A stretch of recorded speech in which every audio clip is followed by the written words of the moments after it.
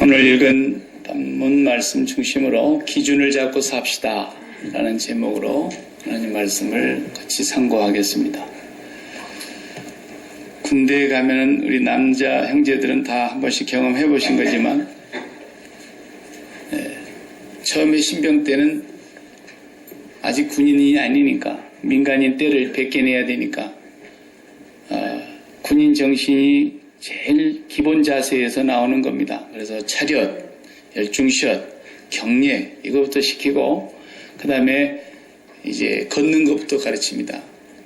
옛날에는 밖에서 그냥 깡패처럼 8발자 걸음으로 이렇게 걷고 어깨 끄부정히 하고 이렇게 걷고 이러던 애들이 군대 오면 그렇게 걸었다가는 아주 안 죽을 만큼 그 이제 앞으로 그러면은 줄을 맞춰서 가야지 또 지 멋대로 가면 안 되잖아요. 옆 사람하고 보조를 맞춰서 가고 옆에 열도 맞는지 앞으로 열도 맞는지 다 맞춰서 가야 돼요. 그러다가요 이제 훈련 끝나고 잠시 쉬고 쉬는 시간 주면은 좀 누워있다가 앉아있다가 다시 집합 그러면은 모여야 되는 거예요. 그때 어떻게 하냐면 너 기준 이러는 거예요. 지휘관이 저를 보고 너 기준 그러면은 제가 어떻게 해야 돼요? 손을 딱 들고서는 큰 소리로 기준 그래야 되는 거예요. 그러면은 기준 하면은 그 다음에 지휘관이 기준을 중심해서 오열종대로 집합 그러면은 오열종대가 내가 기준으로 서 있으면 내 왼쪽으로 두 번째, 세 번째, 네 번째, 다섯 번째 줄까지 딱 5명이 서는 거예요. 그럼 그 뒤로 쭉 꼬리를 이어서 종대로 서는 것을 오열종대라 그래요. 그러니까 내가 기준이면 이쪽으로 서면 안 돼요. 이쪽으로 서야 돼요. 오열 횡대로 집합 그러면은 또 제가 기준하면은 제 뒤로 저를 포함해서 5사람이 서면은 그 5사람 옆으로 쫙 옆으로 줄을 맞춰서 서야 돼요. 기준점이라는 게 그거지. 그러니까 기준이 지가 기준 해놓고 가만히 있어야 되는데 지가 막 왔다 갔다 움직이고 그러면은 온 전체 부대가 다 움직이는 거예요. 질이 막 틀어지고 질서가 무너지고 혼란스럽고 그러면 기준이 얻어맞습니다. 네. 기준은 그 자리에 가만히 있는 거예요. 기준을 중심으로 질서가 잡히는 거예요. 네. 오늘 본문은 중심을 잃어버려가지고 기준을 못 잡아가지고 기준을 잃어버렸어. 또 다른 말로 하면 기준이 너무 많아져가지고 네. 이제 혼돈과 공허와 흑암이 막 쓰나미처럼 몰려오는 지난주부터 우리가 그걸 보았지 않습니까? 누가 그렇게 했다 그랬어요? 여호와 하나님이 하나님을 등진 그 백성들에게 그렇게 하셨다 그랬어요. 평소에 나하고 그렇게 좋았던 사람 가장 믿을만했던 충성스러운 신하 여로보암 같은 사람이 오히려 반역자가 되고 배반하고 온 주변 국가가 나의 대적이 돼서 달려들고 모든 주변이 다 나의 적대적인 존재가 되고 마는 그런 삶이 바로 무질서, 혼란, 흑암 이렇게 변해버리고 말았다. 오늘도 그 기준점을 잃어버려가지고요. 나라가 본래 아브라함으로부터 시작한 그 택한 선민이 이삭과 야곱으로 이어지면서 야곱에게 와서 12아들이 나오고 그 12아들이 12의 지파의 조상이 돼서 이스라엘은 어떻게 보면 한 민족이었죠. 그런데 이것 때문에 둘로 나눠집니다. 우리 남한과 북한이 고국이 나눠져 있는 것처럼. 그래서 이스라엘은 그때 남북으로 나뉘어져 가지고 한 번도 만남이 없이 나라가 없어져 버릴 때까지 완전히 그냥 두동강이가 되고 말았습니다. 예. 이것이 기준을 잘못 잡아가지고 그렇게 된 일이라는 것입니다. 트럼프가 이제 김정은이 만나겠다고 지금 싱가포르로 갔는데 우리나라는 지금 분단된 지가 꽤 오래됐죠. 그런데 이게 지금 화해의 모드로 평화의 모드로 갈는지 아닐는지 아무도 몰라요.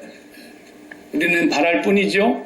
가급적이면 전쟁이 없으면 좋겠고 두 나라가 다 번영으로 나아갔으면 좋겠고 긴장이 다 좀 풀렸으면 좋겠고 긴장이 또 너무 풀리면 우리 조선민족들이 다 어떻게 됩니까? 부어라 마셔라 뭐 그냥 난리가 나잖아요. 그 하나님께서 그러니까 이걸 아주 평화의 부두로 가지는 않으실 것 같아요. 예. 우리 민족은 너무 평화스럽게 잘 때면은요 꼭 무너져요. 예.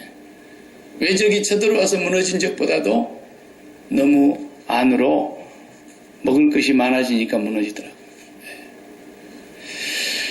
오늘 솔로몬에 이어서 이 르호보암은 왕위에 올라가는 과정이 오늘 우리가 읽었어요. 내용을 우리가 이미 성경 공부 때 다 한 것이라서 대략은 여러분들이 본문을 이해하고 있죠. 르호보암은 솔로몬의 아들이에요. 왕위를 물려받을 아들인데 아직은 나라가 둘로 댕강 나눠지진 않았어요. 북쪽에 여로보암이라는 사람은 본래 여호수아가 탄생한 그 지파의 후손이에요. 굉장히 자부심이 있는 그런 지파였는데 이 여로보암이 솔로몬의 눈에 발탁이 돼가지고 북쪽에 요셉 지파의 이 지도자가 됐어요. 그런데 이 지도자로 있었던 이 사람이 자기를 추종하는 그 사람들과 함께 르호보암 왕을 찾아왔어요. 그리고 뭐라 그래요? 간단히 얘기하면 당신의 아버지가 너무 우리에게 그냥 건축한다고 너무 우리를 많이 부렸고 너무 고역을 많이 했고 노역도 많이 했고 세금도 너무 많이 바쳤고 너무 힘들었다. 그러니까 당신은 좀 우리에게서 그걸 감해주면 그리고 당신이 우리 백성들을 좀 기이 알면 우리가 평생 왕을 섬기는 종이 되겠습니다. 이렇게 와서 얘기를 하는 거예요. 그런데 르호보암이 듣고서는 3일 후에 와라. 그리고는 자문을 구하는 거죠. 아버지 때 정치를 했던 정치의 원로급들 대신 노인들한테 물어봤어요. 쟤네들이 와서 그러는데 뭐라고 대답하는 게 좋겠냐? 그러니까 연세 많이 드시는 분들이 뭐라 했어요? 왕이요, 그들의 말도 옳습니다. 일리가 있으니까 좀 이렇게 감해 주시고 앞으로 잘 백성들을 보살피겠다고 하면은 그 사람들이 왕을 진심으로 따를 겁니다. 이렇게 얘기를 했어요. 르호보암이 그 말을 듣고 별로 신통치 않고 마음에 안 드니까 이제 자기 비슷한 또래들하고 자기 세대의 그 왕족들의 자제분들이겠죠? 그들에게 가가지고 이렇게 또 물어봤어요. 너희들은 뭐라고 대답하면 좋겠냐? 그러니까 종은 종으로 다스려야 돼. 그것들이 배가 불러서 그러니까 네 아버지는 네 새끼손가락이 네 아버지 허리보다 굵다 그래라. 그래 이제 이게 무슨 뜻이겠습니까? 우리 아버지가 한 것에 비하면 나는 10배도 더 강하게 하고 100배도 더 강하게 할 테니까 정신 똑바로 차려라. 에? 어디서 그딴 소리 하느냐? 이렇게 이제 대답을 하라는 거죠. 그래 왕이 그 말을 듣고 기분이 좋았어요. 그럼 3일 후에 백성이 다시 찾아왔습니다. 여로보암이 찾아왔습니다. 소년들이 얘기한 그 말을 그대로 르호보암이 전달을 했더니 뭐라 그랬어요? 백성들이 그 말을 듣자마자 야 우리가 유다의 집안이 다윗의 집안 아닙니까? 유다의 집안에서 우리가 무슨 얻어먹을 게 있겠냐? 거기에서 우리가 무슨 분깃이 있겠냐? 우리는 이제 유다의 저 집안하고는 아무 상관이 없다. 너희들 집안이나 가서 잘 다스려라. 그러면서 그냥 이 이스라엘 백성들이 왕하고 다 등진 거예요. 왕정시대에 이렇게 했다 그러면 그건 죽여야 되는데 오늘 본문의 15절 말씀에 보면은 이것도 누가 그렇게 하라 그랬다는 거죠? 다 읽지를 못했지만 왕이 이같이 백성의 말을 듣지 아니하였으니 이 일은 여호와께로 말미암아 난 것이라 그랬어요. 여호와께로 말미암아 난 것이다. 그래서 결국은 하나님께서 느밧의 아들 여로보암에게 나라를 나누어 주려고 말씀하신 것을 이루려고 그렇게 하신 거다. 이렇게 지금 본문이 나오고 있습니다. 왕이 기준점을 딱 잃어버리고 나니까 아버지 때부터서 흔들려서 유다 나라라고 하는 조그마한 한 지파 그리고 베냐민 식구 조금 데리고 조그마한 민족의 왕이 되고 말았습니다. 르호보암은. 그런데 이 르호보암이 아버지를 이어받았지만은 하나님의 긍휼 때문에 이어받은 것이지 르호보암도 역시 그 영성이 다 없어졌어요. 하나님과 멀어졌어요. 그래서 이 나라가 계속해서 흔들립니다. 국론이 분열됩니다. 분열이 나라뿐만 아니라 이제는 나라가 화평이 깨져가지고 계속 전쟁이 시작이 되고 주변 국가들도 바치던 세금도 잘 안 바치고 오히려 전쟁을 하게 됩니다. 이것이 오늘 본문에서 우리가 읽은 내용 중인데 우리 인생살이가 살다 보면 우리 인생이 기준을 잘못 잡아가지고 이렇게 혼란스러울 수가 있다는 거예요. 네. 기준을 잘 잡아야 되는데 그 기준을 중심으로 쫙 질서가 잡히는 것인데 기준을 놓치면 기준이 움직이면 집안도 마찬가지예요. 한 집안에요. 기준이 반드시 바로 잡혀있는 사람 한 사람만 반드시 있어도 그 집안이 괜찮습니다. 네. 근데 그냥 남편도 흔들리고 아내도 흔들리고 자식도 흔들리고 다 흔들려버리는 거예요. 하나만 흔들거든. 네. 기준을 잘 잡아야 돼요. 그러려면은 오늘 우리가 이 말씀을 통해서 기억해야 될 것이 뭐냐면 첫 번째로 우리가 기억해야 될 말씀은 뭐냐면 하나님께 귀를 잘 기울여야 된다는 거예요. 이번에 제가 임직자들 훈련시킬 때 그 얘기했어요. 다른 거 아무리 잘해도 아무리 못 뛰어나도 하나님의 음성을 듣고 순종하는 것에 실패하면 아무것도 아니다. 우리가 아무리 훌륭한 무슨 일을 했다 해도 어떤 업적을 우리가 한다 해도 그건 하나님 앞에서 아무것도 아니다. 하나님의 말씀에 귀 기울이고 그 음성을 순종하는 제일 좋아하신다 그랬잖아요. 왕이 왜 그걸 몰랐습니까? 사울 왕에게 사무엘이 가서 그랬잖아요. 듣는 것이 수양으로 번제를 드린 것보다도 낫고 순종하는 것이 얼마나 하나님이 기뻐하시는 것인데 아무리 천천히 만만의 수양으로 기름으로 하나님 앞에 제사를 드린다 해도 하나님이 그걸 받으시는 것이 아니라 그 중심에 하나님의 음성을 듣는가 안 듣는가를 보신다는 거 아닙니까? 네. 이 신앙생활은 경력이 아니에요. 그래서 오래 믿었으면 그 사람의 신앙이 좋은 거냐? 아니에요. 어제 예수를 영접했어도 오늘부터 차근차근 하나님의 말씀이 그러한가 하여 상고하고 그 말씀을 마음에 새기면서 그 말씀을 기쁨으로 받아들이고 순종하는 그 사람이 예수 잘 믿는 거예요. 네. 그것을 제일 앞서서 잊지 말아야 될 것입니다. 그래서 하나님 말씀 잘 귀담아 듣는 것이 기준점을 잃지 않는 것인데 오늘 본문에 봐봐요. 사람들이 와서 얘기를 하는데 르호보암이 3일 후에 다시 와. 나는 그 3일 동안 금식하고 기도하려나 그랬더니 원로들한테 가서 물어보려고 했다. 이 원로들도 또 문제인 것이 아버지 부왕께서 하나님 말씀을 잘 듣다가 잘 안 들어가고 어려움이 왔으니까 왕께서는 하나님 말씀을 잘 듣고 하나님께 물어보시는 것이 좋겠습니다. 이렇게 대답을 해야지 자기들이 경험 많다고 또 경험 한마디 던졌는데 그것도 안 됐어요. 또 젊은 애들한테서 그렇게 젊은 애들 생각이 또 어떻습니까? 종놈은 본래 종놈으로 다스려야지. 그거 대우해주면 안 돼요. 그렇게 얘기하는 거예요. 젊은 애들 말 들으라는 거예요. 또 왕은 자기 생각이 있고 여로보암은 여로보암의 생각이 있고 백성들은 백성들의 또 마음의 생각이 있는 거예요. 전부 각가지 흩어졌어요. 그 많은 사람들 가운데 하나님의 말씀을 한번 들어봅시다. 이런 사람 한 명도 없잖아요. 왜 그래요? 망하려니까. 네. 우리가 흔히 하는 말로 도둑질을 당하려면 개도 안 짖는다 그러잖아요. 망하려니까. 네. 하나님의 말씀을 들어봅시다 라고 말하는 사람이 그래도 한 명은 있어야 되는데 모두가 다 자기 생각으로 얘기해서 내 생각하고 안 맞다라는 거죠. 그래서 결국은 무너지게 됐다는 것입니다. 다윗이 뛰어난 면이 있었나요? 다윗의 나라 우리가 다 보았지만은 다윗이 하나님 말씀 잘 들어가지고 잘 된 거예요. 다윗은 다른 거 있었습니까? 이세의 막내 아들이고 모든 것이 여호와 하나님의 손에서 되는 줄로 다윗이 알았어요. 여호와가 나의 목자이십니다. 당신이 나의 피난처이시고 나의 피할 바위이시고 나의 산성이시며 여호와가 나의 생명이십니다.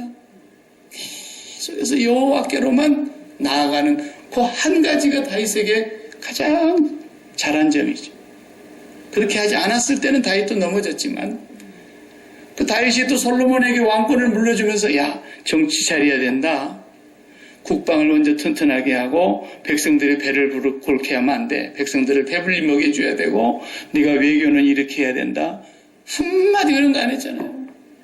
너는 여호와의 말씀을 잘 순종하고 거기에 기록된 대로 잘 지켜서 힘써 대장부가 돼야 된다. 솔로몬이 그 말씀대로 살려고 1000번제를 드렸어요. 1000번제를 드리면서 자기를 죽이고 하나님을 들으려고 듣는 마음을 주시옵소서. 지혜가 필요합니다. 계속 하나님 앞에 들을 때 얼마나 흥하고 잘 됐어요. 구하지 않은 것까지도 막 주셨어요. 네. 그런데 나중에 솔로몬이 1000 아내의 말을 듣다가 결국은 망하잖아요. 네. 그래서 이 예수 믿는 사람은 들을 귀가 있어야 됩니다. 그래서 계시록에 보니까 귀 있는 자는 들을지어다 이런 말씀. 예수님의 또 비유의 말씀 속에서 귀 있는 자는 들을지어다. 다 귀가 있지요. 근데 귀가 있다고 다 듣나요? 제가 전에 얘기한 대로 자기 마음이 바라보고 있는 것만 쌈박하게 듣는다니까. 맨날 건강 바라보고 있는 사람은 건강에 관련된 얘기만 귀에 들어와요. 맨날 돈을 바라보고 있는 사람은 돈에 대한 것만 쌈박하게 들려요. 맨날 취미생활하는 사람은 취미생활하는 얘기만 해야 쌈박하게 들리지 복사의 얘기고 하나님의 얘기 아무것도 안 들려요. 빨리 시간이 끝나기를 바라는 거죠. 하나님의 말씀이 들을 귀가 있어야 돼요. 요 귀가 막히면은 끝나는 거예요, 그냥. 신앙생활이라는 거. 저 수원지에서 물을 정화시켜서 각 집의 주방까지 곳곳에 수도 파이프로 연결이 돼서 물이 나오는 것처럼 생명이신 하나님의 말씀이 저 수원지에서부터서 흘러나오는 수돗물처럼 각 사람에게 그대로 전달되게 하려면 우리는 하나님을 심장으로 바라다봐야 돼요. 마음이 하나님을 바라다보고 좋아야 돼요. 네. 좋은 게 따로 있는데 하나님 말씀이 들리냐 말이에요. 그러니까 우리가 애들 키워보면서 조그만 애들이 이제 이성에 눈을 떠가지고 뭐 이렇게 지들끼리 친구 삼는다 그래가지고 좋아하고 그런 거 보면요. 걔네들 깨끗이 씻어라. 그런 말 할 필요가 없어요. 옷을 단정하게 입어라. 그런 말 할 것도 없고요. 네. 이번에 특별 새벽기도 40일 하는데 이번에 40일만 마음먹고 좀 해보자. 아빠 그런 소리 하지 마요. 그런데요 그 여자친구가 남자친구가 새벽 3시에 만날까? 그러면요 2시부터 나와서 목욕하고 난리예요. 왜? 마음이 거기 꽂혀버렸으니까. 사람이 어디에 마음이 꽂혔느냐만 들리는 거예요. 절대로 안 들리는 거예요. 왜 목사의 설교가 안 들릴까? 그 사람이 뭐 설교를 못해서 다 거짓말입니다. 그 사람이 너무 설교를 잘했으면 그 사람은 은혜가 된다. 다 새빨간 거짓말입니다. 설교를 개떡같이 해도 마음을 하나님만을 바라보는 사람은 은혜 받았다 그럽니다. 전화 없는 소리 다 갖다 동원해가지고 설교를 잘하려고 그래도요 마음이 딴 데 꽂혀 있는 사람은 안 들립니다. 망하려면 그렇게 되는 거예요. 망하려면. 솔로몬이 그렇게 해서 망하게 되고 아들에게 물려줘 봤지만 아들 녀석도 별 수 없잖아요.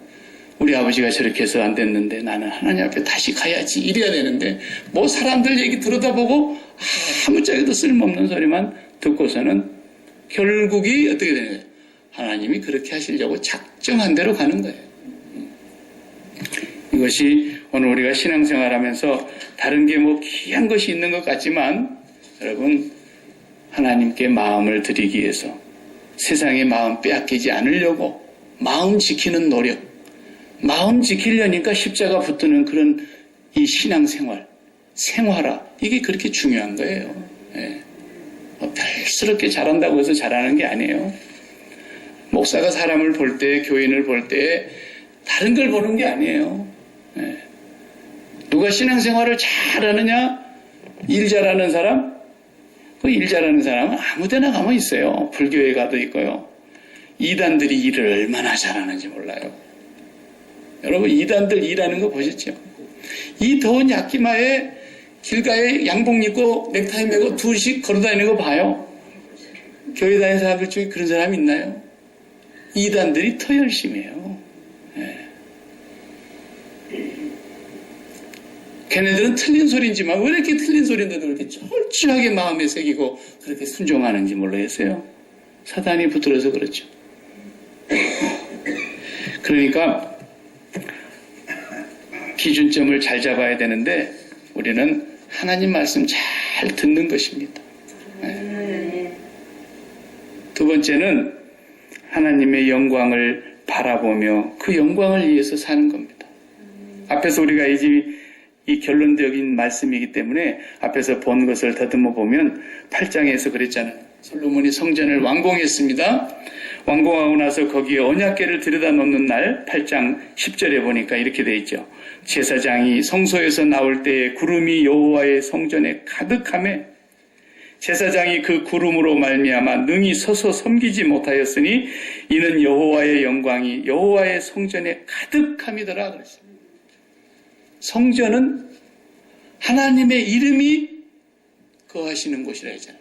그 이름을 두시려고 성전 지으라 그래요. 하나님의 이름, 그 이름의 실체가 되신 분이 거기에 마음에 있어야 된다는 거거든요. 그래, 하나님의 영광이 언약궤를 갖다 놓은 그 성전에 가득해가지고 제사장들이 제사를 집리할 수 없을 만큼 영광이 강력하게 임재했다는 거예요. 그러면 구약 성전은 성전이 그렇다지만 신약의 성전은 뭐예요? 우리의 마음이란 말이에요. 우리의 몸인 성전, 우리의 심령이 이 지성소에 하나님의 이름이 빛을 발하고 있어야 된다 그 말 아닙니까? 영광이라는 말이 조명을 받는다라는 뜻이거든요. 조명을 받는다. 그러니까 무대에 올라가서 제일 주인공이 된 사람이 조명을 쫙 받으면 나머지는 흐리들이 돼가지고 나머지 사람들은 환하지가 않아요. 극장에 가도 무대 앞에 화면을 환하게 비추지 관객의 자리를 환하게 비춘 거 봤어요? 주인공이 비추는 자리가 환하는 거예요. 거기가 빛나는 자리예요. 그래서 하나님의 영광을 환하게 드러내는 그런 삶을 말하는 거예요. 그러니까 성전이라는 건 뭡니까? 사람 드러내는 곳이 아니잖아요. 사람 자랑하는 곳이 아니잖아요.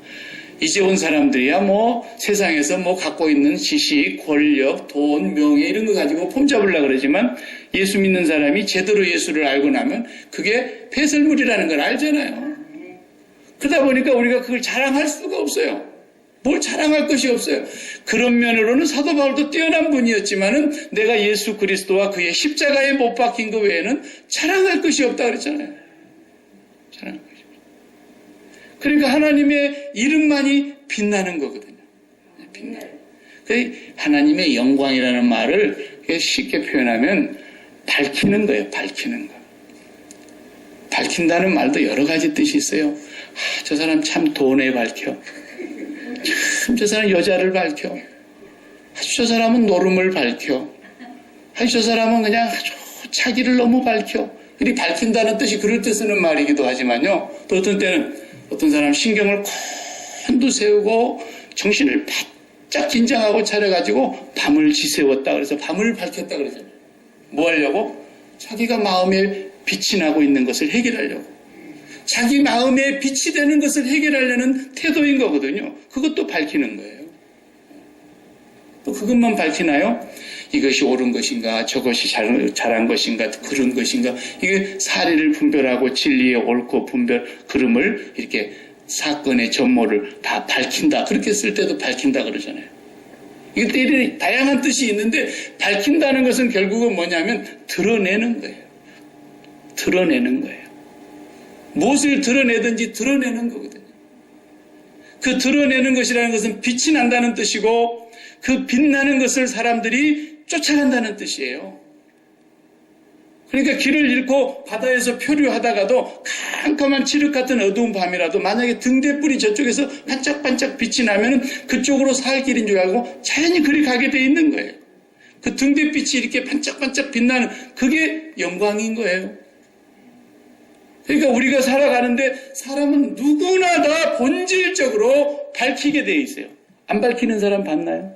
되게 먹는 거 밝히는 사람이 있고요. 되게 돈을 밝힌 사람이 있고요. 되게 여자를 밝히는 사람이 있고. 전부 다 사람은 본질적으로 밝히게 돼 있다니까요. 그래서 세상 사람들은 전부 자기를 밝히려고 그러고 뭔가를 밝히면서 그것에 마음에서 빛이 나고 있으니까 돈이 빛나는 사람은 그 돈을 해서 계속 쫓아가느라고 밤이 새도록 밤을 밝히면서 가고 있잖아요. 네. 전부 밝히는 거예요. 우리도 다 밝힘증이 있는 사람이에요. 그런데 예수를 믿는 사람은 뭘 밝히느냐? 하나님의 영광을 밝히는 거예요. 그래서 성전 지으라고 그랬던 거예요. 성소를 지어놓고 거기에 언약궤를 가다 두니까 하나님의 영광이 거기에 강력하게 임재하면서 내 이름이 거기에 항상 있겠노라. 바로 우리의 심령의 지성소인 이 몸인 성전을 통해서 하나님의 영광을 밝히는 거란 말이에요. 저 사람 되게 돈 밝혀. 그런 것처럼 저 집사는 정말 너무 하나님을 밝혀서 탈이야. 그럴 정도로 밝히려니까요. 하나님 밝히는 것이 예수 잘 믿는 거지. 뭘 밝히는 것이 예수 잘 믿는 겁니까? 우리가 뭘 밝힐 거 있어요? 약기만해서 뭐 선한 것이 나오겠어요? 예수 그리스도 말고. 나사렛에서 뭐가 선한 것이 나오겠어요? 예수 그리스도 말고는. 네. 우리가 밝히는 것은 그거 하나입니다. 이것이 하나님의 영광을 위해서. 그래서 솔로몬이 언약궤를 갖다 놓고 건축하고 헌당 예배 드리고 기도하고 났더니 그 다음날 솔로몬에게 두 번째 나타나셨다 그랬어요. 솔로몬아, 내가 너 기도를 다 들었는데 언약을 하나를 다시 말씀하시잖아요. 제 언약이에요. 열왕기상 9장 3절에 여호와께서 그에게 이르시되 네 기도와 네가 내 앞에서 간구한 바를 내가 들었은즉 나는 네가 건축한 이 성전을 거룩하게 구별하여 내 이름을 영원히 그곳에 두며 내 눈길과 내 마음이 항상 거기 있으리니 그랬던 거예요.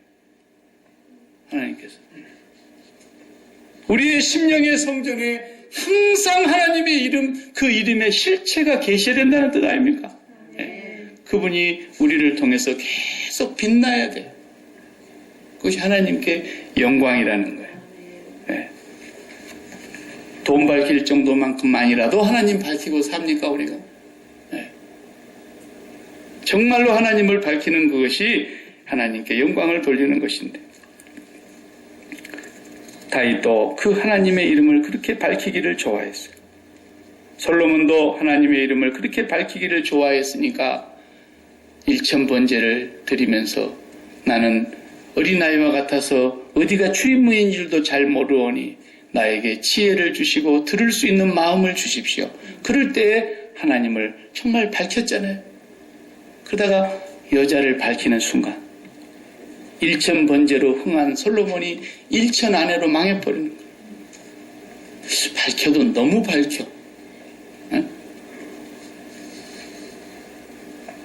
그래서 오늘 또 우리는 내가 무엇을 밝히고 있는가 하는 것이 우리 마음속에서 지금 바라다보고 있는 것이고 바라다보고 있는 것이 무언가를 알아보고 싶으면 무슨 말이 제일 잘 들리는가만 확인해 보면 되는 거예요.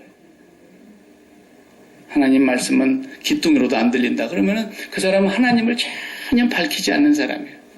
그래서 옛날에 그런 사람들이 참 많았어요. 옛날에 우리 고국에서 우리 예수 믿을 때 보면은 교회 갈 때 성경책도 못 들고 가. 왜냐하면 평소에 자기가 하나님을 뭘 밝힌 적이 있어야지. 그러니까 회사에 가고 둘이 막 박이 터지도록 싸워가지고 경찰서에 둘 다 끌려갔는데 부장님도 끌려가고 과장님도 끌려갔는데 나중에 목사님이 신방 가서 보니까 둘 다 예수 믿는 사람들이래. 아니 부장님 예수 믿으면서 그따위로 부하들한테 합니까? 야, 이 사람아 예수 믿는 당신이 그따위로 상사를 섬겨? 그러면서 둘이서 또 그래서 싸우더라잖아요. 그러니까 자기들의 삶 속에서 하나님을 뭐 밝힐 게 하나도 없으니까 어디 가는가? 그러면 저기 좀 가. 그래. 교회 간단 말을 못해. 성경도 못 들고 와. 쪽복음이 많은 거 기도원 성서 옆에서 준 거 저 소고주머니에다가 이렇게 쑤서 넣어가지고 겨우 그냥 어디 가? 그러면 저기 그래. 같이 교회 가잔 말도 못해. 너무너무 자기의 삶 속에서 하나님을 밝히는 게 하나도 없으니까. 네. 우리는 본성상 저나 여러분이나 다 죄인으로 태어났고 죄 가운데 잉태되었고 죄성을 갖고 있기 때문에 우리는 본성상 밝히는 존재들이에요. 뭘 밝혀요? 세상의 것을, 땅의 것을 얼마나 밝히는지 몰라요. 네. 그러니까 우리가 뭐 어디 임직식 같은 데도 가면요 막 아유 거기 주는 그냥 선물을 얼마나 밝히는지 우리는 다 줘버려. 그까지가 안 가지면 뭐 어때요? 네. 근데 오늘 그래도 하나씩이라도 주려고 제가 꼽을 쳐놨어요. 아니 우리가 했는데 우리 이름은 뭐 박혀있는 거 하나라도 집에 걸려 있어야지. 그래서 우리 또 주신 분들이 얼마나 나눠주신 분들이 마음이 후한지 애들까지 다 줬대. 애들까지 다 가져가. 다 가져가. 우리 교회 온 사람들은 다 가져가고 다 먹고 가라 말이야. 그렇게 줬다는 거예요. 집집마다 이제 여러분들이 이름이 막 영 걸리듯이 걸려 있을 거예요. 정말 손끝만한 것을 밝히고 그러면 안 돼요. 예수 믿는 사람들은. 우리가 밝힐 것은 한 분뿐입니다. 하나님의 영광을 위해서 사는 것입니다. 우리는 본래 하나님의 은혜가 아니면 우리도 세상 무진장이 밝혔을 거예요. 박 목사도. 안 그렇겠어요? 생긴 걸 봐요. 얼마나 세상 밝히고 살았을 텐데 그나마 불쌍히 여겨주셔서 그나마 요 모양입니다. 그나마도. 이런 꽃들은 하나님께서 창조하실 때 그냥 하나님의 영광을 드러내라고 솔로몬의 그 영광으로도 해 입은 것이 이 꽃 한 송이만도 못하다고 말씀하시면서 이 꽃들은 하나님의 창조의 질서 속에서 그 능력을 나타내고 있고 그 영광과 위엄과 하나님의 아름다움을 표현하고 있지만 하나님의 형상으로 지음을 받은 인간만큼은 자기 스스로 하나님의 말씀을 받아들여서 순종하고 하나님의 영광을 바라라고 우리를 성전을 만들어 주신 거예요. 그리고 우리 속에 와서 거하시겠다는 거예요. 우리가 그렇게 해서 하나님의 영광을 나타내야 되는데 우리 조상 첫사람이 그것을 거역했습니다. 그래서 하나님께서 세상을 창조하시려고 하실 때 이 세상에 혼돈과 흑암과 공허가 꽉 차 있었던 그곳에 하나님이 말씀하시니까 그 혼돈이 질서로 잡히고 그 공허함 속에 하나님의 생명이 창조되게 되고 그 흑암의 모든 권세들이 다 물러가면서 이 땅이 아름다운 코스모스가 됐는데 하나님 앞에서 불순종함으로 말미암아 다시 에덴에서 쫓겨나면서 모든 인간이 사는 곳에 카오스, 혼돈의 시대가 절망의 시대가 다시 공허의 시대가 답이 없고 길이 없고 만족이 없는 그런 흑암에 가득 찬 세상이 되고 말았단 말이에요. 바로 이 세상 속에 하나님께서 다시 새로운 창조, 재창조를 일으키시기 위해서 태초에 말씀으로 창조하신 그 하나님이 다시 말씀이 육신이 되어 이 땅에 오십니다. 그리스도 안에 있는 자들은 새로운 피조물이라 예수 그리스도 안에 in the beginning 태초가 다시 시작된 거예요. 새로운 창조가 다시 시작된 거예요. 예수 그리스도께서 오셔서 기준하고 손을 드시니까 예수 그리스도를 중심으로 해서 기준을 잡고 사는 사람들은 다시 혼돈에서 벗어나고 길을 찾고 공허에서 벗어나서 참 인생의 답을 알고 흑암에서 벗어나서 참 빛으로 나아가서 살게 되는 거예요. 예수님이 기준점인 거예요. 그러니까 우리가 기준이 되려면은 그 예수 그리스도의 십자가가 생활화되고 그 예수 그리스도의 십자가의 죽음이 나의 죽음인 것을 날마다 확인하고 고백하면서 그리스도와 함께 죽고 그리스도와 함께 사는 삶이 될 때에 여러분이 가는 곳에 질서가 잡히는 거예요. 왜? 여러분이 기준점을 잡고 있으니까. 기준점.